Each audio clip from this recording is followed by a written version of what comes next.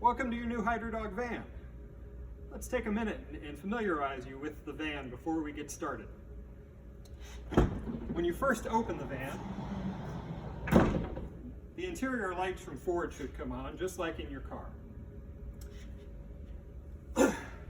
When you approach the van, we've added an exterior running board on both the passenger and the driver's side to give you an easier step up into the van. For the dogs, we've stowed a ramp specifically for helping dogs up over this step. To deploy the ramp and to get dogs into the cabin, there is a snap to release. The ramp extends, and you can set it here on the top ledge, or you can set it down lower if you need a longer runway for an older dog. When you're done with the ramp, it stows the same way. It has a nice handle on top, and you can fasten the snap. The way the ramp has been set up, it stows next to the toolbox here, and the wider section here just slides in and holds it by friction to keep it from rattling when you drive.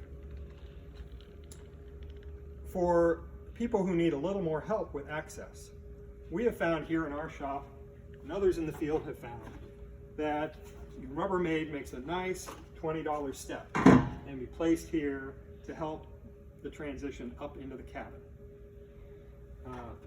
If this is something you think you'd need, I'd suggest you look at your big box stores or online. Now, let's take a look around the van. So from here you can see we've added a nice permanent tool chest. Some of your vans have the clipper vac now mounted on top of it. We've got our work table with overhead grooming arm. In the back in the center is the wash tub and the other equipment, and we'll go through all of this in turn. But first, to enter the van, on some vehicles you'll find the master switch here by the door, and in some vehicles it's mounted up on the wall above. First thing to do is to turn on the main switch. This turns on all of the stored power in the vehicle for running all your accessories. Next to the main switch you'll find a switch panel like this. On all the vans it has 4 switches, and they're all the same. From left to right you have interior lights. Then you have power for the roof fan if you choose to use the roof fan. The third switch turns on the hot water system, and the final switch turns on the freshwater system, the pump that provides water to the tub. Typically, on an average day, you would have all 4 of these switches turned on, and you can leave them on. If any of the circuits overloads for any reason, a pump failure or a fan failure, there's a resettable breaker under these rubber bumpers.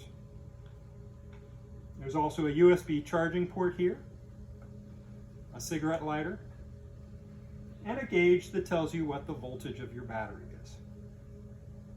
Now, the voltage of the battery is something to keep an eye on. When you start in the morning, if the van's been plugged in overnight, as it should, this number should be between 14.1 and 14.5.